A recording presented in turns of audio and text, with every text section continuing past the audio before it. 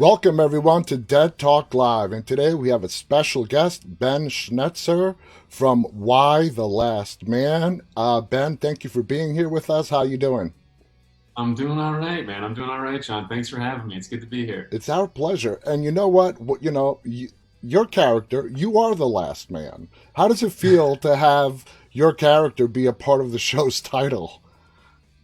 It's pretty far out, man. It's pretty wild. Yeah, it's exciting. I mean, it's such an exciting piece of source material, and the adaptation that Eli has created is such an exciting and intriguing and compelling world. And so it's just a thrill, man. This has honestly been like one of my favorite jobs I've ever done. It's such a great group of people and such a fun character and such a fun team that it's been a thrill. It's been a real thrill. It looks like a blast, and you guys have a blast. I had the honor of talking to you and your castmates and the crew a couple of weeks ago at New York Comic Con, and you That's guys right. are just like one big family.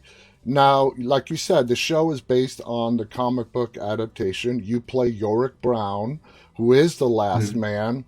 Were you familiar with the source material when you auditioned, or was it afterwards that you got familiar with the material?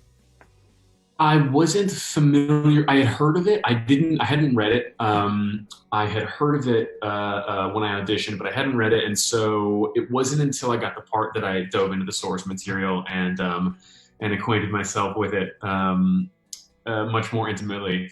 And so, but yeah, the pilot itself, I read that I think when they were casting, and it was just so strong, and it was so clear that Eli had a nuanced and exciting vision for the piece. And I think any adaptation is a conversation. It's a conversation between source material and the adapters. And I just really loved what Eli was bringing to the table, and I loved the ways in which she wanted to realize it on screen, and the ways in which she wanted to update it. And so, in our adaptation, Yorick he's not the last man, he's the last cisgender man. And so Yes. what makes him an outlier, and what makes him stand out isn't his like maleness. It's more the fact that he's this scientific anomaly. Mm-hmm. And so there was such richness and depth in that conceit and in the world. And so yeah, it's rad. And it's been really fun as well, using the source material as a resource. And Mm-hmm. it was amazing when we were at Comic-Con. That was the first time that we had all met Brian. And Ah. so Brian Cable, who wrote the graphic novel, and so that was it was weird, man. It was like meeting your dad. It was like really far out, and so it was that was very fun. It was a wild weekend, Comic Con. I hadn't been back to New York. I'm from New York, and I Me hadn't too. been back in like forever, and so it was really really gnarly going back, and going to the Javits Center and doing the whole round table situation, and it was fun, man. I really enjoy Comic Con. Same here. I'm born, raised in Queens, and I haven't been back home since 2019 because of COVID. So it was great to be able to go back home. It was a real Yeah. treat. So where are you in LA now? No, I actually am just outside Washington, D.C. in Northern Virginia, but I commute back and forth from Cool. New York. I own my house there in Queens, my childhood home. So it's home, and not being All able to right. go home for over 2 years, it's the longest stretch that I have I gone know. through, not being able to go back home. And it was just amazing to go I back and know. feel the vibe of the city. It's wild. It was the same thing for me too. I had been out of New York for 2 years, and I'm a born and bred New Yorker, and it was the longest I'd ever been away from the city. So it was yeah, it was a big deal. The kind of homecoming was wild. That's awesome. Now, it took a while for a network to pick up the series. Why do you Mhm. think that is? Eli had to work very hard and pitch it to get it picked up, and it was. Mhm. But why do you think there was so much hesitation for somebody to pick this up? And it's such an amazing show. It is. Thank you for saying that. I don't know. I think a lot of this stuff, it just, it's a miracle that any movie gets made or any TV show gets made. Period. Yeah, And I think there's a degree of versatility that comes with this source material, and that comes with the very basic bare bones premise. And there are some plots, there are some ideas that get written on paper, and you look at it and you go, "There's pretty much one direction that this story can take." Whereas with something like Why, there are just so many different directions it could take, so many different flavors the world could take on.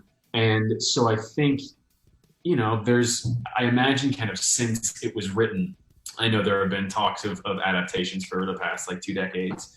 And, it takes a long time. It's a long, I can't really speculate as to what, like, I don't know kind of how close some things got. I know for a while they wanted to turn it into a movie. yeah, And then, TV over the past 20 years has just taken on this whole new identity.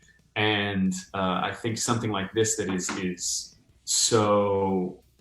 so much story and is so serialized is really perfectly suited for television.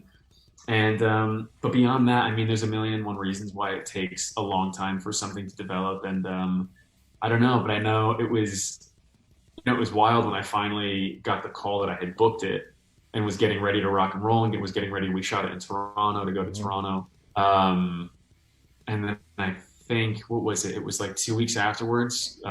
Everything shut down because of COVID, COVID. obviously, and Yeah, so that was like another chapter in the I think you you've. know, There you go. but yeah, it's interesting that it's so fascinating to me, the stories, the story behind the story, Yeah, like why how things come to be, and that's wild. it is wild. It's absolutely wild. Now, for someone who has never watched the show, how would you describe your character, Yorick? Okay, you play. How would you describe it? I would say Yorick is a like I had mentioned before, so this cataclysmic event happens and it decimates, it wipes out every mammal on Earth with a Y chromosome, except for Yorick Brown, this young man who lives in Brooklyn, and his pet capuchin monkey. And Yorick is a an aspiring escape artist. He teaches magic, and he's working on an illusionist show. Hmm. And he's a bit of a he's had a bit of a silver spoon growing up.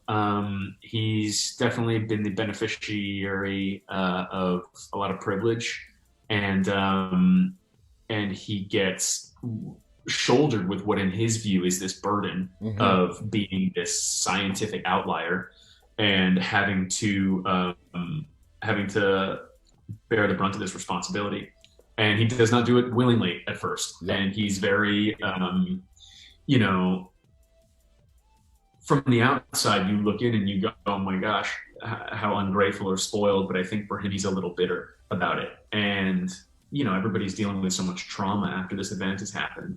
But he's shouldered with the task of having to venture across country, being shepherded by a special operative who's tasked with keeping him safe, And Ashley and is awesome. hopefully, exactly, who played by Ashley Romans, and hopefully inside him somewhere is the answer to this Why we event. survived. Um, When we first met, exactly, but when I think there. Sorry, go ahead. I was going to say, when we first meet Yorick and he's asking money from his sister, he's kind of a moocher, a loafer. He wants to be this magician. And then Yeah. this cataclysmic event happens. You are the last man alive. And you get found. Your mom, played by Diane Lane, is now the president. We're going to get to her in a second. And you Mhm. basically say, I don't want to do this. I don't want to be the last hope for mankind, the end of the species. And I don't want it. I don't want to do it. I don't want to find someone else. And they're trying to convince you there is no one else. You're it. So whether you like it or not, you got to do this. So how do you get into the headspace to, well, when your arc first started to where you are now? It's such an interesting, it's an interesting question that, like, I think there's this imaginative leap that we all took. And I think we may have chatted about this a bit when we were at Comic Con, but we had Louise Friedberg, who directed the first two episodes. When we were getting ready to shoot the pilot, she had said to us, she was like, I don't think these characters know that they're in a TV show. And that really resonated, I think, with a lot of us. And I think at each step, when these huge cataclysmic events occur, so rarely do we have nothing like this has ever happened, but there are things that you can draw parallels from. And very often we're so confined to our immediate world and our intimate world. Very rarely do we take a step back and really try and digest the global impact of something. And so I think for Yorick, I think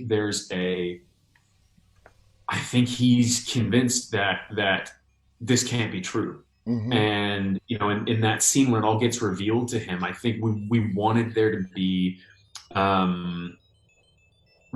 to be weight to the fact, like, he doesn't know what story he's in. These characters don't know, we know the title of the show, but he doesn't. So Mm-hmm. when Diane's character, President Jennifer Brown, says to Yorick, we found plenty of men, none of them with a Y chromosome. He doesn't know that that's the show. He doesn't know that's what the show is about. And so we really wanted there to be we wanted there to be a real seismic shift when that happens. And I think for a lot of the series, I think he's in denial about it. Mm-hmm. I think he thinks it's a fool's errand that they're on. And again, to me, it's always much more compelling when the hero in the hero's journey is kind of reluctantly on that journey. He's not the Luke Skywalker who's kind of sitting there like dreaming about bigger things, and then this thing happens. Like, he's very much happy not doing anything big. And like you said, he's a bit of a moocher, a bit of a loafer. And so it's an episode at a time, taking in these and finding moments where the penny drops for him or something shifts for him as far as his relationship to the new world order. Yeah, yeah. If that makes any sense. That makes perfect sense. I like the fact that it's not just this not only affected humans, it affected every animal with the Y chromosome. And I'm glad they stuck with that with the TV show. They could have kept it just humans. I mean, it's, I like the fact that it affects the entire planet, all mammals with the Y chromosome. What were your feelings on that? That's a really good question. In episode 5, there's a great. So we meet this character as a huge part of the graphic novels and ends up being a huge part of the series. Dr. Allison Mann, played by Diana Bang. We meet her in episode 5, and she's got a really wonderful speech about the massive impact that this event has had on, like, biodiversity. And it's not just about the human race; it's about the animal kingdom. And it was. I remember shooting that scene, and Diana is just such a wonderful actress. She's so good in the show. Oh yeah. And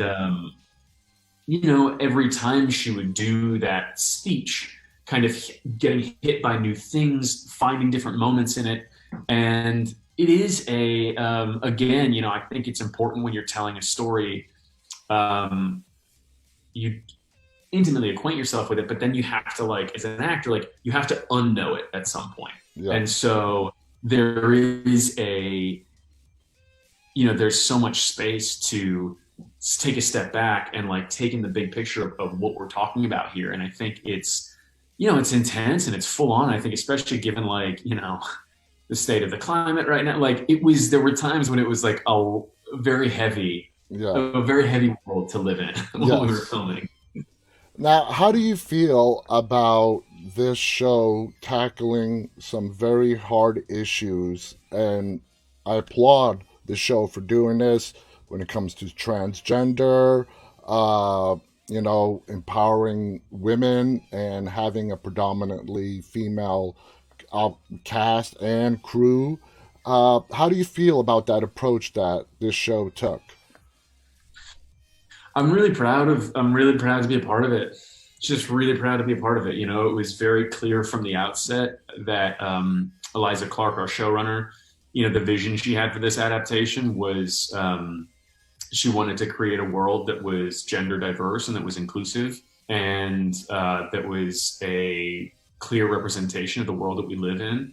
And I couldn't be prouder to be a part of it, you know. And again, it's interesting, you know, I don't know the group of individuals that we worked with on this show is just one of the most inspiring and talented and hardworking group of individuals I've worked with ever. And yeah, it's you know, you've done this a long time. Usually the gender balance is not, you know, It's not equal. usually a lot of males, Oh, yeah, cis males, who are, you know, calling the shots. exactly. And it's friggin' unfortunate that that's the case, and it's just really nice. I mean, it was a very special experience working on this one, and Nice. really proud to have been a part of it. It is special. Now, you dropped a bomb at New York Comic Con that took everybody by surprise. Ampersand is Yeah, CGI. yeah, man. How does it Yeah, talk us through? How do you physically interact with something that is not there? Oh, you froze up for a second. There we go. it's been we're back. Yeah, we're back. It's That's such a good question. And again, I'm shout out to Stephen Pugh and Jesse who are the VFX team on Y. They were the kind of like my point people. Yeah, it's funny. We I did a lot of these where we would sit down and people would be like, "So is it true that Ampersand is Marcel from Friends?" And I was like, "No, that's not. No, he's CGI." It's really fun. Like when I first found out that Ampersand was going to be CG, I was a little disappointed. And then I took about 3 seconds to think about it, and I was like, "Oh my god! Imagine like every day showing up to work, and I'm a big animal lover, but having to do like all of my scenes with a primate would be so intense. Like when you're working with animals or when you're working with children, like basically the scene, the actual practicalities of making the scene becomes about like, does the animal hit their mark? Did the kid look? Did the kid not look at the camera? And then basically that's the take that they're going to use every time. And so I was quite relieved when I actually digested and metabolized the idea that we were going to be doing it CG, and it's just really fun. It's like it's imagination and it's make believe, and it was really fun to be able to, you know, the resources on a show like this are really amazing, and so being able to like chat to animal trainers about how you'd interact and like how much they weigh and how you hold them was a lot of fun, and I'm so impressed and pleased with how they have incorporated ampersand into the show. You know, the show is there's like a degree of grit to it and a degree of like reality in the Uh-huh. show. And, you know, having a pet monkey works in a particular way in the panels of a graphic novel, and it works so beautifully. That relationship is so beautifully drawn out in the graphic novel. But then when you're realizing it in 3 dimensions on screen, you know, there are certain adjustments that need to be made, and I think they're made really beautifully, and I'm really proud of the that relationship. That monkey, that character. I mean, he's just as big a character as anybody else, and he's CGI. Totally, But I love totally. how they show how much you care. Your character cares about that monkey, and it's Yeah, perfectly displayed in the earlier episodes when he goes into the subway and you Yeah. dive into that water, which I'm sorry, Yeah. I put myself in Yorick's shoes and I'm like, I love that monkey to death, but man, I don't know. Yeah, I know it's a tough call. It's a tough call, man. I have to say it was so interesting when we shot that scene. It's they built this amazing water tank like on in the studio and like built a whole subway station and then flooded it, and it was one of the most impressive sets I've ever been in. But it's funny because they heated up the whole studio, maybe not the whole studio, but they heated up like that whole corner of it because the crew was in the water like all day. And um, and so when we went to film it, it's supposed to be like the middle of the winter and all this disgusting water and all this stuff. And it was actually it was like a really nice, like warm bath. So actually the hardest part about shooting some of that stuff was like remembering that it's supposed to be uncomfortable. Um, but yeah, that was definitely an unforgettable day. All right. So you mentioned Diane Lane earlier. She is the cast veteran on the set. What's she like? Is she great? I mean, she's been doing this for a very long time. Does she Yeah, help out the actors? Does she walk onto the set and her presence is immediately felt? it is. It really is. She's like you said, she's been doing this a long, long time, and you can just really feel it. There's a leadership that she has that's not it's not forced, it's not self-serving. It's she's just got she's really earned a place of leadership, and Hmm. she's very generous. She's a really extraordinarily generous actor, and that kind of when you walk on a set and you have someone who has that status and who leads by example and who sets the bar and who shows up and is the most prepared, is the most focused, like it really sets the tone for a set. And again, it wasn't a we're so lucky to have been working over the past year. And that, but that said, there were certain challenges that were came on through working in the middle of a pandemic. And it's a real testament to Diane kind of being the top of the food chain, that this cast got along so well and bonded so much and got so close. And Yeah, she's just fantastic. We did a scene. There's a scene in episode three, the scene where she like we kind of first see each other, Yeah. and it's she breaks a lot of news to Yorick, and he's having trouble understanding everything. And but there's a moment where our director had said to me, she's like, Ben, I'd love for you to like reach over and grab Diane's hand at this moment. And it was a note to me that she gave, that we were like doing a Hmm. wide, but she gave the note to me. And I was like, okay, cool, all right, kind of going through finding that moment. Okay, cool. And we go to do the scene, and the moment right before happens, and Diane just like she hadn't done it in any previous takes, but she just totally like broke down. And I naturally just reached over and reached out to her and took her hand. And I realized after we finished the take, I was like, oh my God, she heard the note that was given to me, and then she basically gave me a reason to reach out. Wow. And it was just such a moment of like, oh, that's what it's about. Like that's the degree of generosity. And in acting, it's just passing the ball, and Yeah. she just served it up. And I that was a really powerful moment, just as a collaborator for me. Um, I was like, oh, dude, I'm really lucky to be working with this person right now. That is such Um, that is an amazing yeah, story. Now, yeah. season one of Y, for our viewers who don't know, is available on FX on Hulu. Now, it has not been picked up for a season two on FX on Hulu, which is, well, that's another conversation. Um, Yeah, as yeah. many shows as it's happened in the past, they do Mm, not get renewed on one network, and then another network sees the potential and picks it up. Before we get to that, when did you first find out the news that it wasn't being picked up for season two on FX? Not long ago. Not long ago.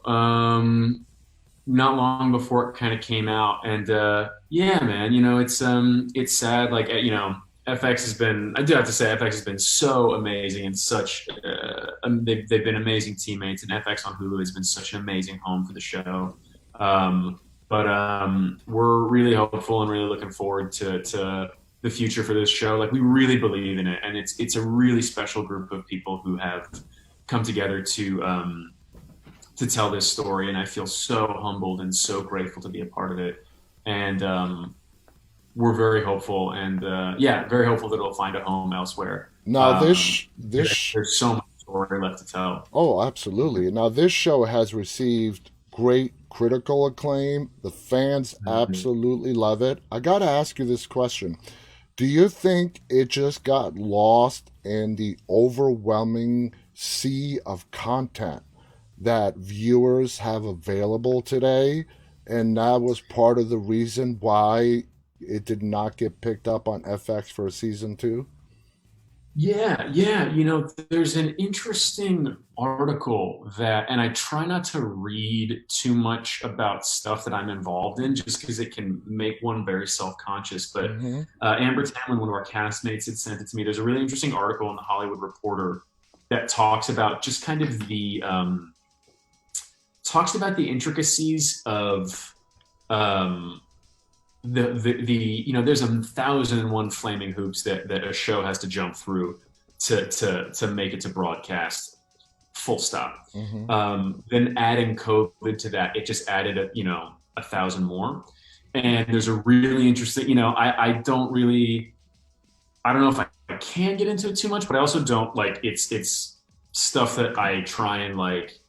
A lot of it I try to willfully just kind of Put in its put box. aside. Yeah. Exactly. But there's, a lot of things got drawn out because of COVID.